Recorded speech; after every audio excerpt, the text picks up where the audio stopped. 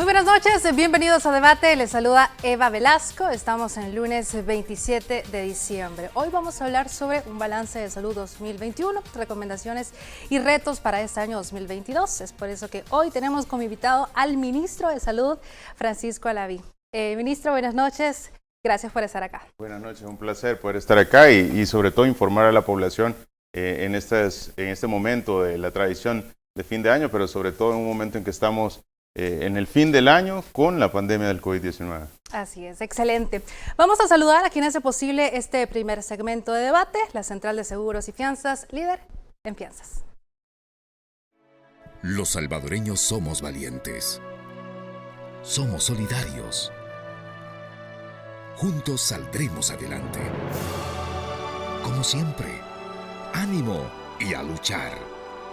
Protejamos a los que más amamos y caminemos juntos con fe, comprometidos con el progreso de El Salvador. La Central de Seguros y Fianzas, su centro de confianza. Bueno, y como les decíamos, vamos a hablar primero sobre la vacunación del COVID-19 en nuestro país. Ministro, ya casi se cumple un año desde que vinieron las primeras dosis a nuestro país y hasta el momento ya tenemos, según los datos, más de 15 millones, ¿no? ¿Cómo ha sido este proceso? ¿Cómo lo evalúa? ¿Cómo se ha comportado la gente en este casi año? Muy importante. Yo creo que ha tenido un crecimiento rápido, un crecimiento ordenado, un crecimiento dentro de las posibilidades prioritarias para poder llevar al país a obtener la vacuna, y eso es de mencionarlo clave, porque en esta pandemia no se trata de la cantidad de dosis adquiridas, sino que se trata de la prioridad con que se adquirieron una buena cantidad de las dosis, y es así como El Salvador se pues priorizó ante otros países, a tal punto de que parte del reconocimiento de la Organización Mundial de la Salud fue nominarlo un país Champions. ¿Y qué era un país Champions? Era aquellos países que tenían pues todo lo necesario en la cadena de frío, en el hecho de poder manejar el biológico, y de esa manera se hacían acreedores a poder iniciar la vacunación en sus territorios. ¿Y por qué es tan importante esto? Porque aquellos países que no tenían identificado o no tenían sus cadenas de frío adecuadas, podían echar a perder las vacunas en el manejo inadecuado de las cadenas. Y es por eso que hasta eso se valoró por los organismos, en este caso la Organización Mundial, para poder proveer vacunas. El poder tener una cadena de frío con un resguardo de hasta 16 millones de dosis, el poder tener un protocolo de vacunación en el cual fuera rápido, seguro, eficiente, se basara en 3 pilares fundamentales, que es el ser universal, el ser gratuito y voluntario, nos permitió avanzar con buen ritmo, avanzar en la medida de la llegada de las vacunas al territorio, y ahora la fecha tener la alegría de poder decir, bueno, El Salvador tiene 9.5 millones y nos acercamos a los 10 millones de dosis aplicadas. No solo la cantidad de dosis aplicadas, sino que el hecho de poder decir, somos uno de los países que ya a la fecha tiene la llegada de 15.400.000 dosis en el territorio, lo cual es una muestra de la solidez de la estrategia de vacunación, y por ende esta cantidad de biológico y el proceso de vacunación ordenado, rápido, seguro, eficiente en los 160 puntos de vacunación, en los 3 autoservicios, en las modalidades del casa a casa, en los diferentes puntos móviles, hoy nos permite decir, bueno, estamos alcanzando ya casi un 80% de la población inmunizada con la primera dosis, arriba de un 71% de población inmunizada con 2 dosis, y seguimos avanzando a cerca de casi 1 millón de dosis, de terceras dosis aplicadas, lo cual es un ritmo bastante importante en la estrategia de vacunación. Pocos países tienen la oportunidad de decir esto.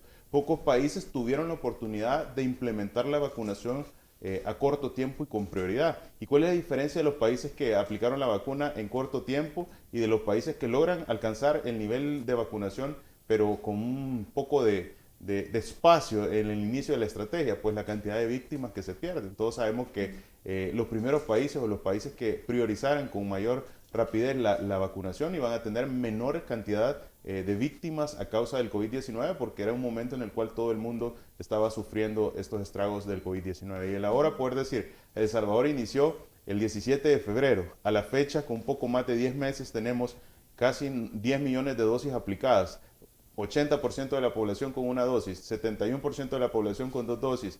Estamos alcanzando el millón de vacunados de tercera dosis. Tenemos abiertos los grupos etarios arriba de 6 años en un periodo de 10 meses. Es por eso que somos uno de los países reconocidos en la estrategia de vacunación.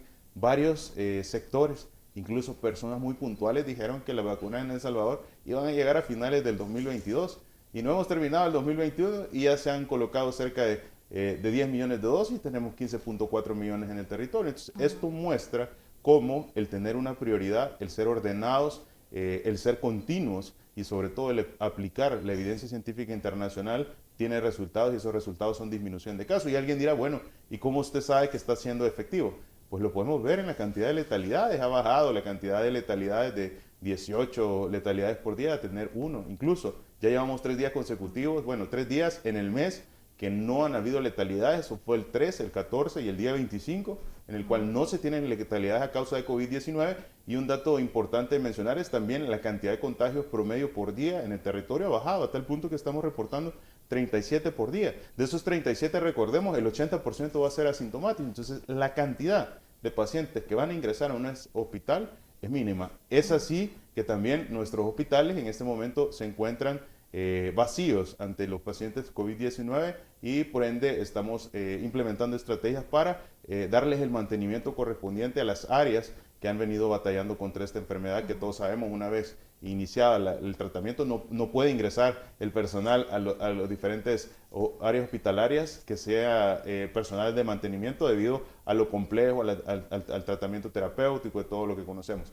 Entonces, vemos datos importantes en el cual podemos con toda certeza y con datos objetivos decirle a la población están teniendo resultados las estrategias ante el COVID-19 y principalmente la vacunación. Excelente. Retomando lo que estaba diciendo sobre los datos de diciembre, que nos interesan un montón, se acumulan alrededor de 40 muertos, solo en este mes. ¿Se podría decir que es el mes o uno de los meses con menos cantidad de fallecidos? Sí, yo creo que podemos hablar que estamos en una situación excepcional de salud.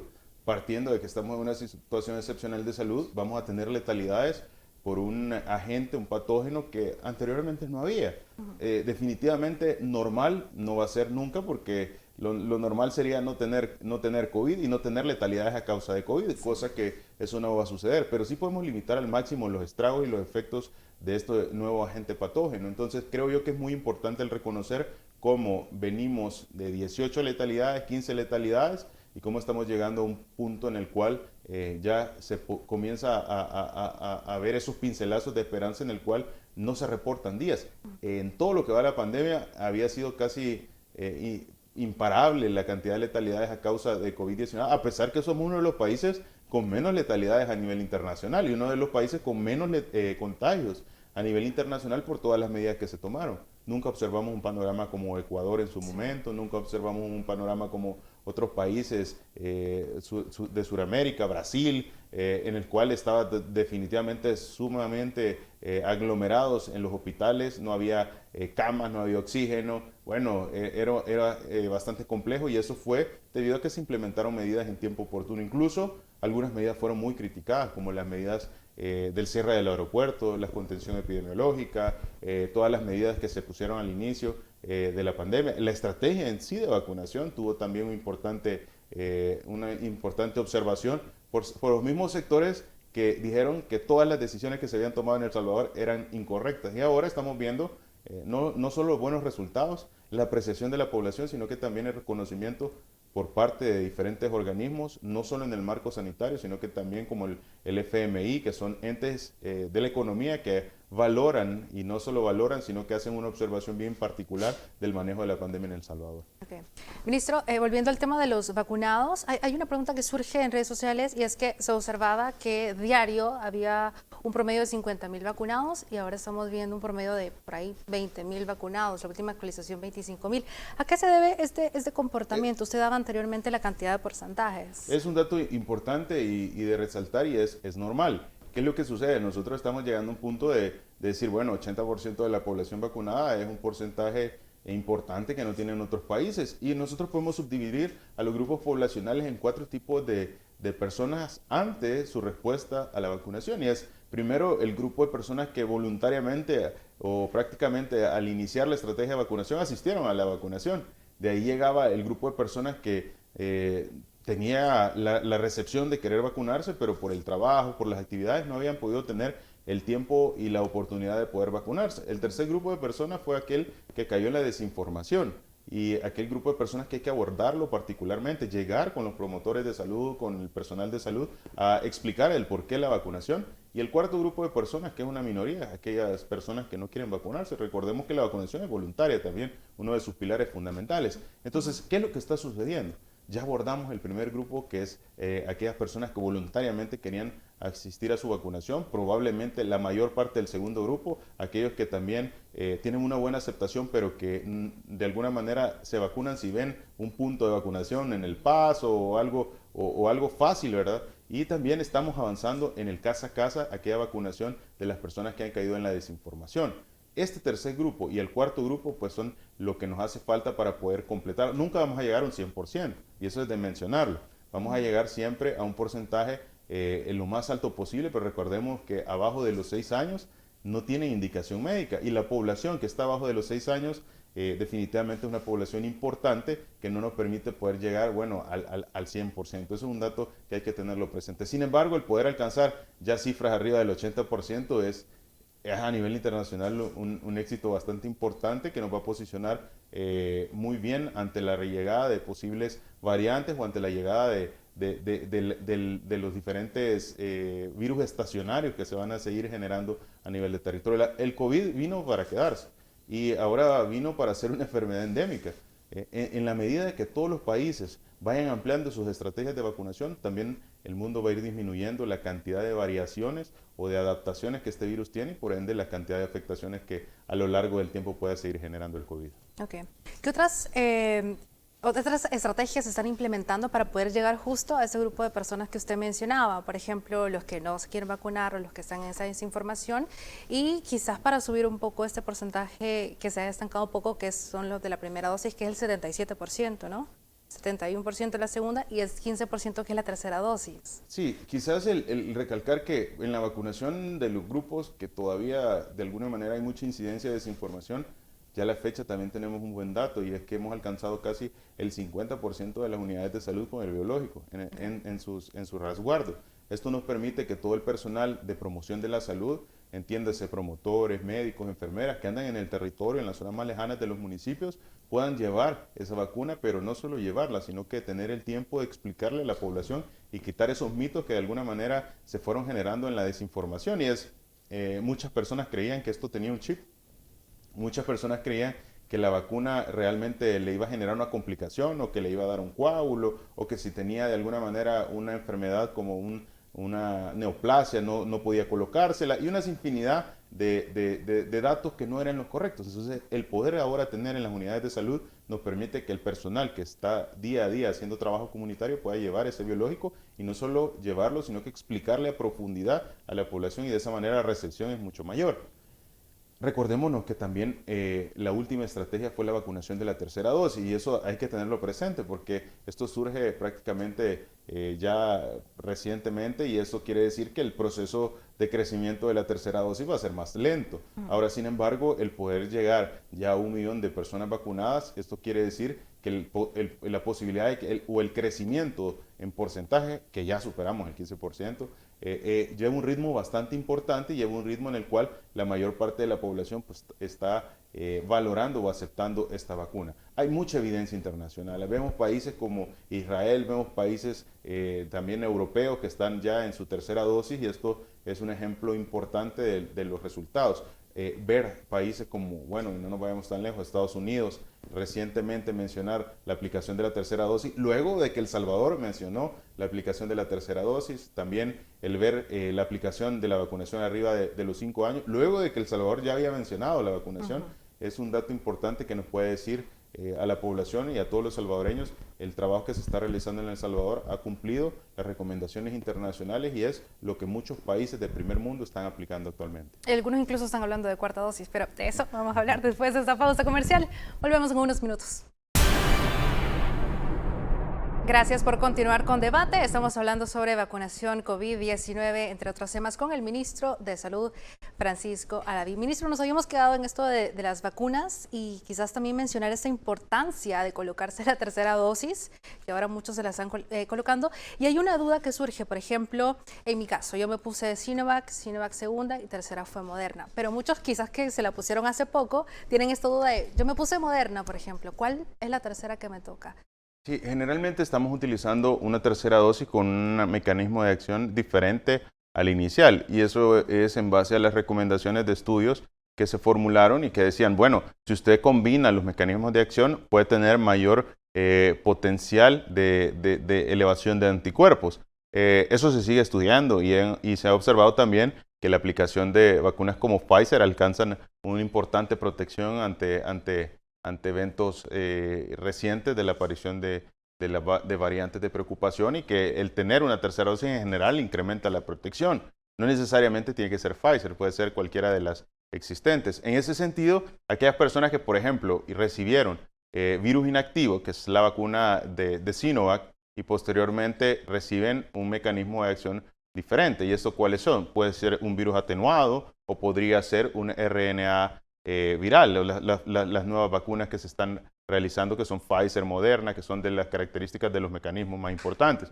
Ahora, ¿qué es lo que estamos observando? Aquellas personas que recibieron Sinovac probablemente estén recibiendo o Moderna o estén recibiendo Pfizer o podrían recibir incluso AstraZeneca. Aquellas personas que recibieron AstraZeneca, que es virus atenuado, generalmente les estamos colocando Moderna o Pfizer. Esto depende de la cantidad de dosis que se encuentran en los territorios del sitio donde usted vaya, si tienen o no ultra baja congelación y un montón de parámetros que tienen que ver en el manejo propio de la vacuna. Lo importante es que usted reciba su tercera dosis. Todas las vacunas son buenas, lo dijimos desde un principio. Hay estudios muy contundentes de que demuestran la eficacia, la seguridad y sobre todo esa capacidad de evitar una enfermedad grave o una letalidad. Todos sabemos también que las vacunas no evitan que usted pueda tener un contagio a causa del COVID-19 y es tan importante el comprenderlo, pero a la vez tan importante el aplicarse la vacuna porque sí, si bien es cierto, no limita los contagios, sí limita en gran parte la enfermedad grave o la letalidad a causa del COVID. Y esto es de la mano de las recomendaciones que dijo el director recientemente y es que no solo se trata de que los países que tengan vacuna van a salir adelante, sino que se trata de aquellos países que combinen la vacunación con usar una mascarilla, la vacunación con usar el lavado de manos frecuente, la vacunación con usar el no asistir a aglomeraciones, hacerlo bien, hacerlo constante y hacerlo siempre. Esas son claves fundamentales que permiten que los países tengan una buena evolución.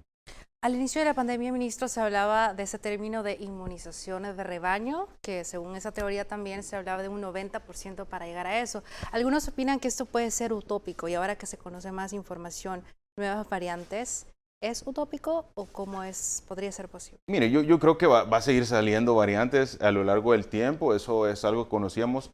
Una de las características de los coronavirus está implícito en su estructura, es que tienden a generar cambios y adaptarse. Entonces, las vacunas van a generar una defensa, una parte de la estructura del virus.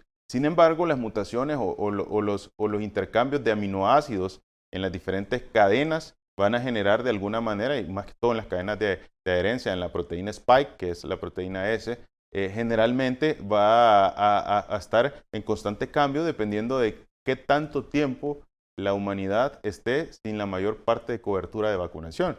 Y es por eso que la organización decía, bueno, es que no solo se trata de un país, se trata de que a nivel mundial se incremente la inmunización a causa del COVID, porque de esta manera se limita la adaptación o los cambios que los coronavirus están teniendo y por supuesto esto conlleva a una menor cantidad de afectaciones independientemente un país ya tenga o no vacuna. Ahora, que podemos tener tranquilidad o no de que la vacuna nos va a proteger independientemente que sigan surgiendo variantes, sí, nos va a seguir protegiendo.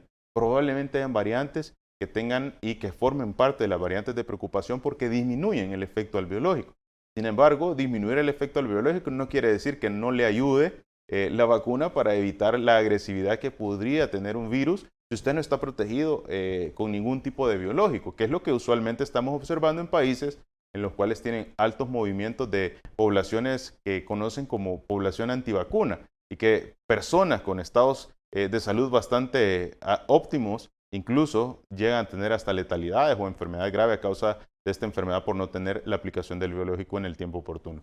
Creo que falta mucho por hacer en el marco a nivel internacional sobre el COVID-19. Un ejemplo de eso es que entre más países se sumen, así como El Salvador está alcanzando ese nivel de inmunidad a través de la aplicación del biológico, definitivamente menos efectos adversos a nivel mundial vamos a tener.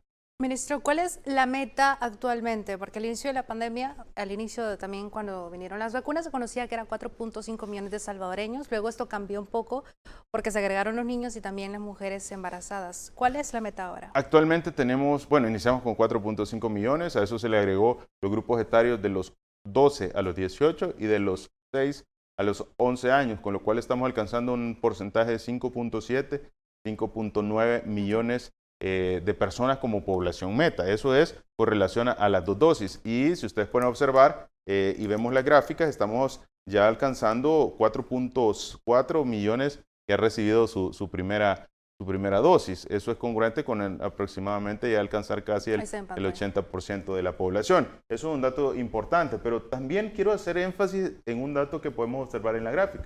Si ustedes ven, entre la primera y la segunda dosis, el margen o la brecha es un margen corto. Estamos hablando de 4.464.582 y luego vemos 4.136.852. Ese margen tan corto solo muestra la robustez de la estrategia de vacunación. Hay países, por ejemplo, como, me atrevería a decir países aquí en Centroamérica que pueden tener un 70-75% de vacunación con primera dosis, pero están apenas en un 50% de vacunación con la segunda dosis. El margen de tiempo que hay o el margen de cobertura que hay entre la primera y la segunda dosis es bastante amplio y es que obedece a múltiples factores. Uno puede ser el no contar con el biológico suficiente, entonces se inicia o se incrementa el lazo entre la primera y la segunda dosis porque aplicar, aunque sea una dosis, protege a la población mucho más que no tener ninguna dosis. Entonces se tienden a extender los periodos de recepción entre la primera y segunda dosis para alcanzar la mayor cobertura de primera dosis en la población. Entonces, cuando ustedes ven una gráfica como la que estamos teniendo en El Salvador, que el rango entre primera y segunda dosis es tan corto, eso quiere decir que vamos en tiempo, vamos, así como aplicamos la primera dosis, también la segunda dosis y ahora estamos enfocados en incrementar esa tercera dosis y es así que ya llevamos o estamos por alcanzar 1 millón de vacunados con tercera dosis. Esto nos permite, por supuesto, tener mayor población y ha sido posible gracias a que desde un inicio se estableció un protocolo de vacunación que se implementa en todos los puntos de vacunación. Sigue los pasos similares, son 5 pasos desde que usted llega, la información, el consentimiento informado, todo lo que corresponde al recibir la vacunación y esto hace que el proceso sea rápido, seguro, eficiente y que la población salga satisfecha de haber recibido esta protección a través del biológico. Okay. Ahora sí hablemos de Omicron. Todo el mundo está hablando de Omicron, todavía no se confirma en nuestro país, ¿verdad? No se confirma en El Salvador, pero quiero ser muy puntual en esto y yo creo que es importante y lo retomo en las palabras del propio director de la Organización Mundial de la Salud. Él mencionó, dijo, en 77 países se ha identificado la variante Omicron y esto no quiere decir, o él mencionaba, y muy probablemente esté en muchos otros países más. Y esto es un dato clave porque la facilidad de transmisión que está teniendo esta variante es impresionante, afecta en la virulencia, se vuelve prevalente, eso quiere decir que si en un país hay mucha circulación de delta o de alfa o de gamma, cuando llega Omicron prácticamente quedan escasas las otras variantes y se vuelve predominante en el país que toca. Y eso es un dato importante porque esto demuestra la facilidad de transmisión y virulencia que está teniendo este virus. Ahora, ¿y por qué es tan importante el mencionarlo? Si bien es cierto, actualmente no hemos identificado en los rastreos que se están haciendo rutinarios de las secuenciaciones del RNA viral que se mandan a los diferentes laboratorios, nos ha apoyado Costa Rica, nos ha apoyado el Instituto Gorgas en Panamá, no quiere decir de alguna manera que pudiese existir la posibilidad que en El Salvador estuviera, porque existe una circulación con mucha facilidad de este virus y recordémonos, bueno, hay pacientes asintomáticos, hay pacientes que ingresan en diferentes puntos y existe una circulación importante de personas en todo el territorio. Ahora, no debemos alarmarnos, ¿verdad? No debemos alarmarnos, pero sí debemos tener presente todas las recomendaciones para poder salir adelante. Esto se compara mucho con la llegada del COVID al país. Se hizo todo lo necesario para retrasarlo para poder tener un sistema de salud preparado. ¿verdad? Pero eventualmente, a pesar de todas las medidas, ingresó al territorio el COVID-19. Ahora, ¿qué es la ventaja que tenemos en este momento? Que tenemos abastecimiento de medicamentos, de insumo, de oxígeno, tenemos los hospitales con una capacidad instalada, bueno, más de 950 camas solo en el Hospital de El Salvador vacías para poder atender a la población ante la eventual situación de incremento de casos. A eso tenemos que agregar que El Salvador tiene ya una vacunación muy, muy importante que está siendo reconocida y es cerca de 80% de la población ya tiene al menos una dosis, 71% de la población, y ese dato ya es mayor, está con sus 2 dosis. Hay población que tiene 3 dosis de protección. Entonces, estos son parámetros que dicen, bueno, la evolución en El Salvador probablemente sea mucho más satisfactoria ante la llegada de una variante. ¿Qué tiene el COVID-19 con su variante Omicron? Prácticamente facilita la transmisión y se vuelve prevalente. ¿Qué ha identificado países que están estudiando?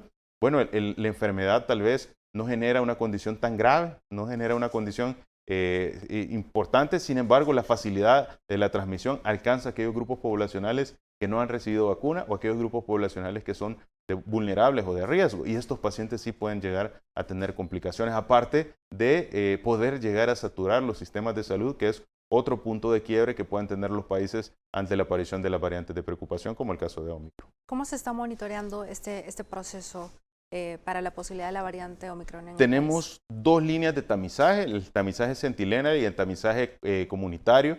El tamizaje centinela es 5 regiones distribuidas con establecimientos de salud captadores de pacientes con problemas respiratorios y de ahí se sacan las muestras. Y tenemos también la secuencia o recolección de las muestras que están en los hospitales ya de la Red Nacional ante el manejo del COVID-19. ¿Y esto qué quiere decir? Por ejemplo, nosotros en las 5 regiones hay distribuidos establecimientos donde cualquier persona que llegue a consultar por un problema respiratorio del tipo o de la índole que sea, se le toma una muestra y esa muestra se va colectando. Y en las 5 regiones que nos mapean todo el territorio, se realiza lo mismo. Esto nos permite sacar un buen porcentaje de muestras de ahí y también sacar un porcentaje de lo que están dentro de los hospitales ya con diagnóstico de COVID y eso se manda. Eso nos permite tener un panorama de cómo está a lo largo del territorio la existencia de las variantes. Es así como en la última de las muestras que se recibieron los resultados a partir de la OPS, que fue en diciembre, creo que fue el 10 de diciembre que recibimos el resultado de OPS, ratificamos la circulación de las variantes alfa, gamma, lambda y delta en el territorio. No había la existencia de Omicron, pero esto obedece a la cantidad de muestras recolectadas. Eso quiere decir que si usted colecta 10 muestras, la muestra es tan insuficiente que no podría expresar lo que realmente está circulando en el territorio. Un ejemplo de ello fue cuando detectamos Delta. Cuando detectamos Delta fue una muestra de aproximadamente 100 recolecciones que se realizaron y identificamos dentro de esas 100 la aparición de Delta. Entonces, en ese sentido, me preguntaban, ¿pero cómo podemos saber cuánta predominio de Delta hay en el territorio? No lo sabemos, pero vamos a actuar como que si fuera la mayor parte de estas recolecciones Delta. ¿Por qué? Porque Delta era la variante de preocupación en ese momento más agresiva. Y al igual en Omicron, una vez se identifica, nosotros actuamos como que si existiera Omicron en todo el territorio. Actualmente no se ha identificado. Okay. Vamos a una pausa comercial, ya volvemos con más información. Estamos hablando sobre salud, sobre temas de COVID-19 en El Salvador. Volvemos pronto. Gracias por continuar con nosotros. Estamos hablando sobre temas de COVID-19 con el ministro de Salud, Francisco Laví. Ya hablamos sobre el proceso de vacunación que hemos tenido, ya casi un año con este proceso, también sobre Omicron. Y nos está hablando también el ministro sobre un nuevo modelo, nos estaba diciendo fuera de cámaras, donde podríamos ver datos más específicos. ¿De qué se trata, ministro? Sí, quizás es una ecuación, y esto es importante el tenerlo, una ecuación matemática que se aplica para poder simular o para poder modelar cuándo podrían haber futuros incrementos. Y este dato es muy importante. ¿Y por qué quiero mencionarlo? Es por el hecho que también toda la población a final de año está con todas las actividades, pues evidentemente esto podría generar un incremento en la cantidad de contagios, pero este incremento de la cantidad de contagios que se va a presentar no solo obedece al hecho de la actividad o del día a día de las fiestas o de la cultura del fin de año, sino que también obedece al mismo ciclo de elevaciones y disminuciones de la cantidad de casos. Y en esto ustedes pueden observar en esta pequeña gráfica, ustedes pueden observar cómo venimos, estas son en negro, podemos observar la cantidad de casos que se ha tenido actualmente hasta una disminución sostenida, que es la que se presenta. Luego, posteriormente, estamos observando cómo también puede haber incrementos para las fechas de febrero, marzo y abril del próximo año. Siempre se estima que este incremento de casos no va a ser al igual que los otros incrementos de casos, y también podemos tener esperado para noviembre, también octubre y noviembre, otra elevación de casos. Estos son, son datos que se modelan a través de ecuaciones. En este caso se utilizan pues una serie de datos acumulados, se meten a la ecuación y al sistema, y eso nos puede decir a nosotros cuándo podría haber incrementos. ¿Y por qué quiero mencionarlo? Porque evidentemente ya al principio de año, cuando vayamos observando nuevamente esta tendencia de incrementos, la población sepa que esto obedece a las características usuales de la pandemia, y esto debe ser muy importante para recordarnos el cumplimiento del protocolo de bioseguridad, el cumplimiento de la protección a través de la aplicación del biológico. Esto es lo esperado, esto es lo simulado. Evidentemente, pues el día a día y las características de la evidencia que va surgiendo pueden cambiar el panorama, y es muy importante estar lo más preparados posible. Esto depende de nosotros, pues. Eso depende de nosotros. La responsabilidad que tengamos individual. Y bueno, hablando de eso, algunos mencionan la probabilidad de una cuarta ola en nuestro país. ¿Cómo? Justo precisamente esa es la parte de la gráfica. Técnicamente podríamos pensar que para febrero o marzo podemos tener otro incremento de casos. El incremento de casos, según la simulación y la ecuación, va a ser cada vez menor o se mantiene bastante similar, y esto es un dato importante. Cuando nosotros hemos visto el análisis de la pandemia de COVID-19 en El Salvador, gracias a Dios, nunca se ha observado que la afectación después de la primera aparición del COVID-19, las subsecuentes fueran mayores que la primera afectación. Caso contrario de otros países en el que probablemente la primera afectación no alcanzó los niveles tan altos como las segundas o terceras olas que se conocen. En ese sentido, el mencionar que esto se vuelve una enfermedad endémica hace también el recordatorio que nunca hemos llegado a tener 0 casos en El Salvador. Entonces es un poco complejo el poder mencionar, bueno, se trata de una ola. Se trata de elevaciones o incrementos que cada vez van siendo menores en cantidad, y pues esperamos que puedan ser también menores en gravedad para un territorio, porque representan menor cantidad de ingresos hospitalarios, de complicaciones a causa del COVID-19. Sin embargo, esto no está escrito en piedra, y tenemos que ser muy enfáticos en que las medidas que aprendimos desde el inicio, que es usar una mascarilla, lavarse las manos, evitar asistir a aglomeraciones, no arriesgarse si no es posible, y por supuesto vacunarse, eso siempre va a ser de beneficio para la población. Entendido. Ahora, hablando igual de Omicron, Alemania y otros países de Europa han puesto restricciones. De hecho, Alemania acaba de colocar una de solo 10 personas vacunadas, entre otros, y varios países que hemos estado mencionando que han puesto estas restricciones. La pregunta es, de tener confirmación de Omicron en El Salvador, ¿las restricciones en nuestro país podrían cambiar? Una de las recomendaciones que también emitió la Organización Mundial de la Salud es que cada país debe analizar su riesgo.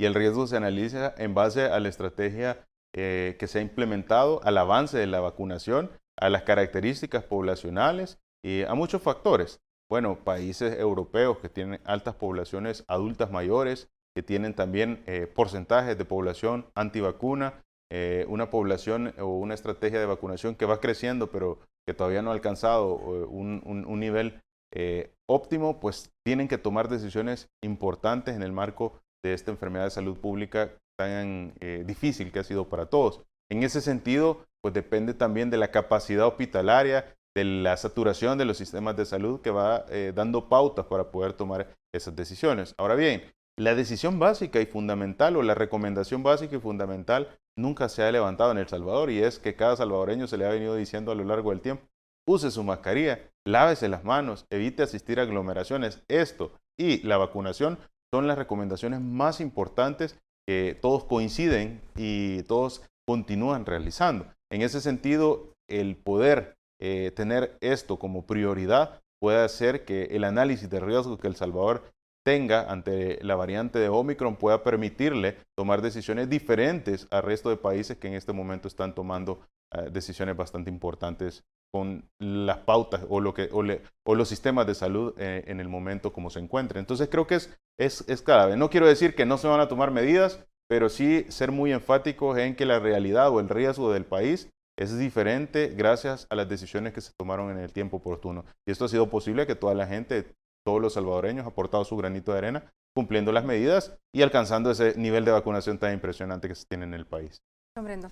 Entiendo que tenemos todas las variantes hasta el momento, menos la de Omicron. Menos la de Omicron. No podemos decir que tenemos todas las variantes Confirmada.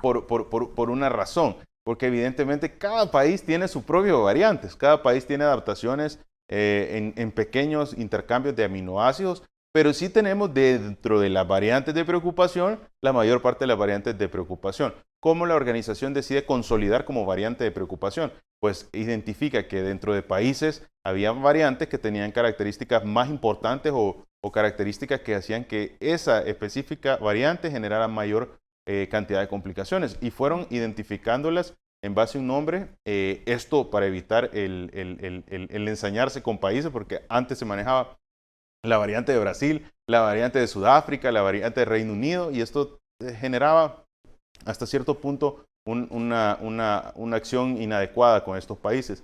Entonces, variantes, hay un montón de variantes. Sin embargo, dentro de las variantes reconocidas por su efecto tan notorio y sobre todo de difícil, tenemos casi todas menos Omicron en este momento. ¿Y estamos preparados con las vacunas que tenemos? Sí. Para todas y para Omicron de llegar.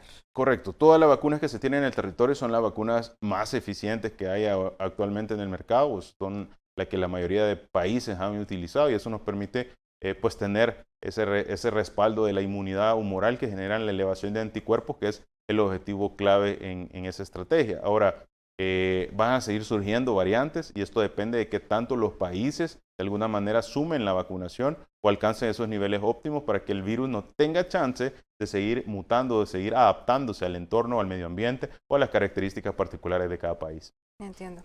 Ahora, por otro lado, estábamos leyendo también las pastillas anti-COVID-19 ya fueron autorizadas en la Unión Europea y también en los Estados Unidos.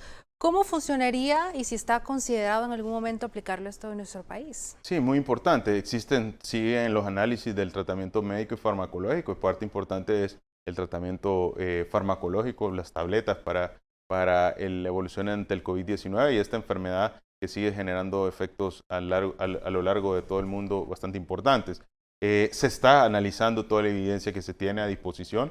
El grupo de trabajo del tratamiento farmacológico está haciendo todo el análisis. Estamos viendo también la importancia de el seguir ampliando la estrategia de vacunación y es que la vacunación le permite evitar llegar a caer en una situación adversa del COVID-19. El medicamento es para un paciente que evidentemente ya está ante un contagio de esta enfermedad. Entonces se van ampliando. Esperamos en poco tiempo poder tener la posibilidad de más evidencia científica para analizar si el país puede adquirir este medicamento. Actualmente tenemos otros medicamentos importantes que han sido adquiridos por El Salvador para aquellos grupos vulnerables y de riesgo y esto nos permite pues intervenir de manera oportuna ante los efectos negativos de esta pandemia. Es que eso no quiere decir que solo las tabletas sean el fármaco que está como tratamiento actual. Hay otro tipo de fármacos que no son tabletas, que son endovenosos, que también tienen la misma función que las tabletas del COVID-19, se ocupan para aquellas personas que ya una vez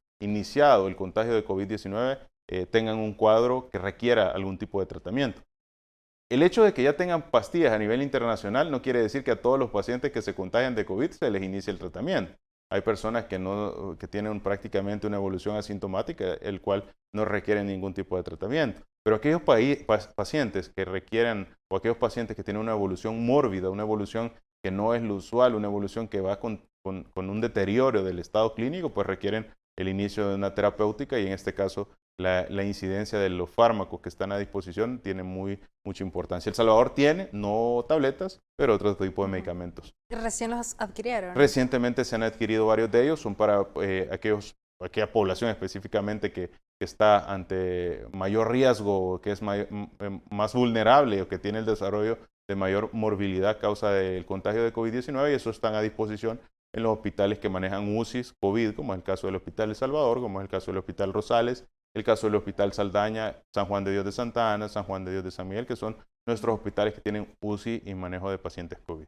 Bueno, hablando de las UCI, ministro, ¿cómo se encuentran actualmente? Ya habló de la del Hospital de Salvador, decía que tenían más de 900 camas disponibles, pero ¿cómo están los demás hospitales en cuanto a pacientes COVID? Bastante bien. Realmente en el Hospital El Salvador teníamos una cantidad de 5 o 6 pacientes de unidad de cuidados intensivos, el resto de pacientes era de manejo estable, en total no alcanzaban más de 35 o 40 pacientes por todos.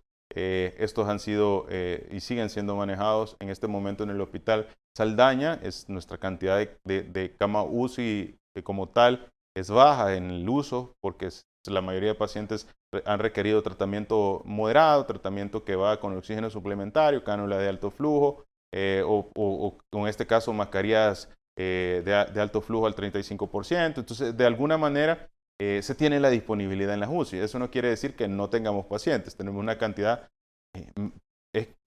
menor de pacientes, pero se siguen funcionando a lo largo de todo el territorio. Y las UCI, como todos sabemos, los hospitales trabajan en base a la emergencia. Si la emergencia va disminuyendo, los hospitales van disminuyendo también la atención en esas áreas y van habilitando otras áreas para incrementar las atenciones a servicios del día a día de la población.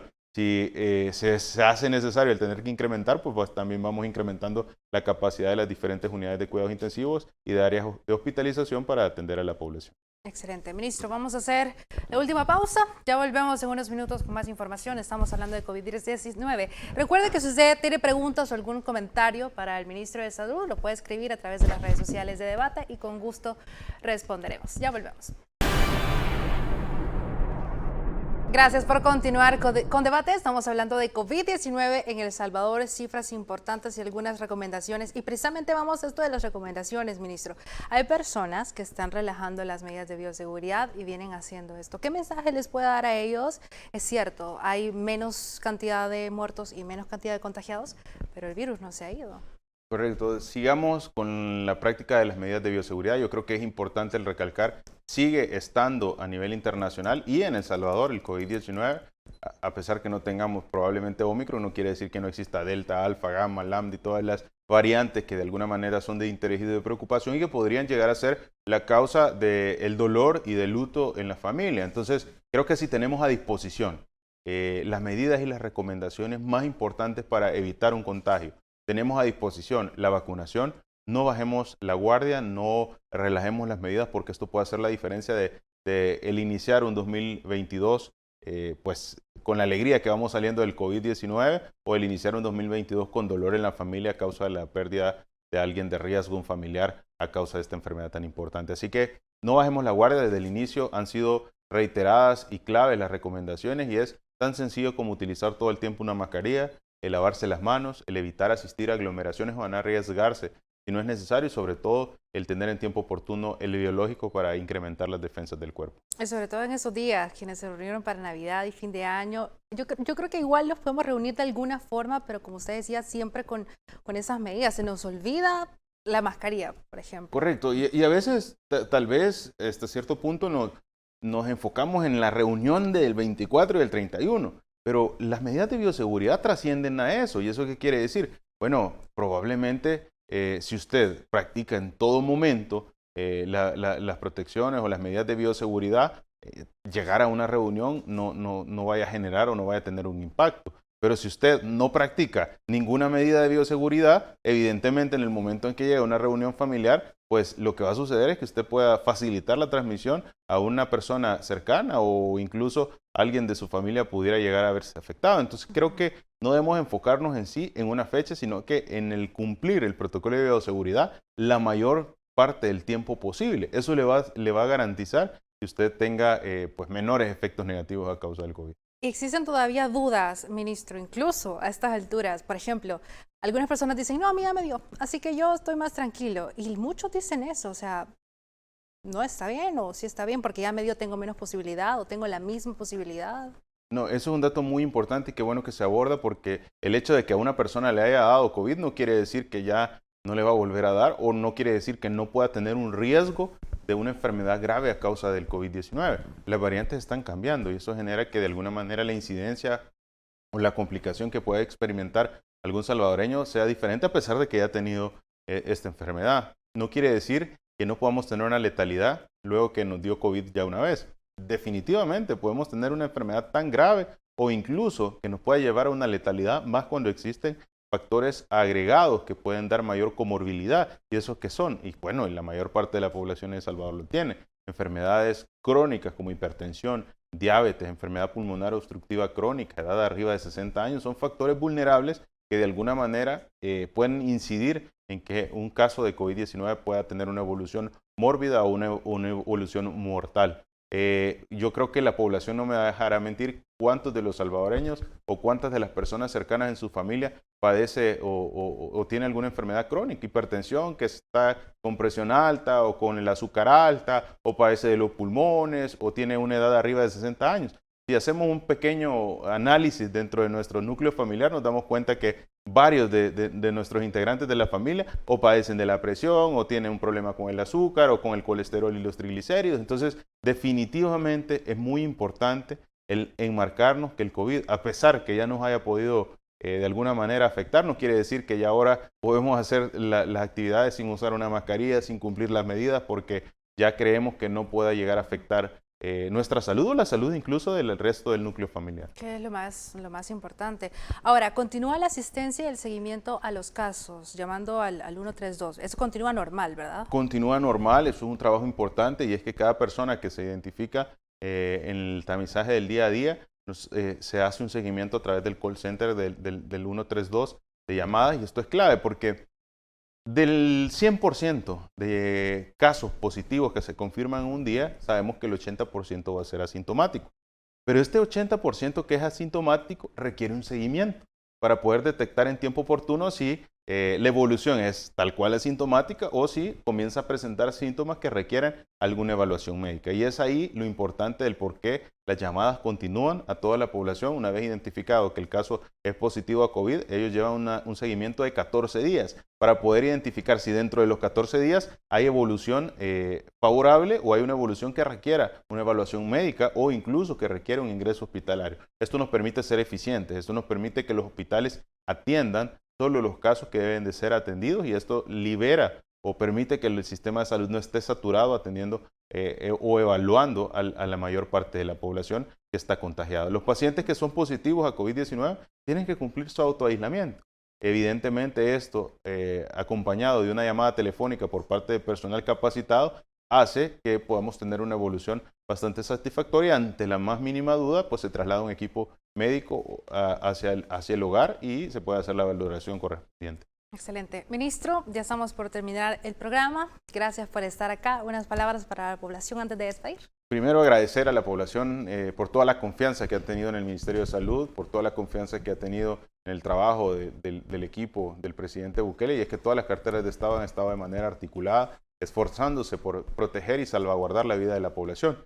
Y también pedirle a la población que sigan contribuyendo con el aportar ese granito de arena, cumpliendo el protocolo de bioseguridad. El usar una mascarilla, el lavarse las manos, el evitar asistir a aglomeraciones, el colocarse su vacuna en tiempo oportuno, eso hace la diferencia. Y eso nos ha posicionado a El Salvador, un país pequeño, pero un país que hoy está con su nombre reluciendo a nivel internacional por la eficiencia, por la seguridad y sobre todo por el avance en la estrategia de vacunación que nos pone como país mucho más seguros ante esta enfermedad de salud pública que es el COVID-19.